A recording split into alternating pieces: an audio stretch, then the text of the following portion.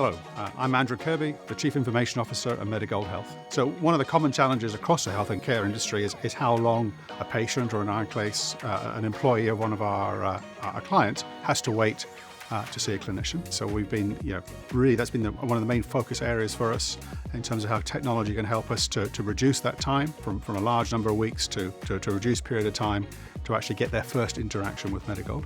So one of the areas we're keen to learn more about is low-code approaches and platforms like the Power Platform, and how they can enable us to get solutions deployed more quickly with our own organisation. So right now, Transparity are working with us on one specific project, which is an application our clinicians will use out there in the field on mobile devices, and showing us how that can be developed on a low-code platform and taken to market much more quickly.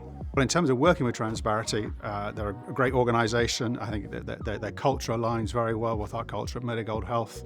If I, on a day-to-day basis, if I hear a lot of the feedback from our teams and how one-on-one individuals are working together, they're a great group to work with. And there's a couple of other projects we're talking to Transparity about right now in terms of they help us accelerate the modernisation of other healthcare service lines we have in the business.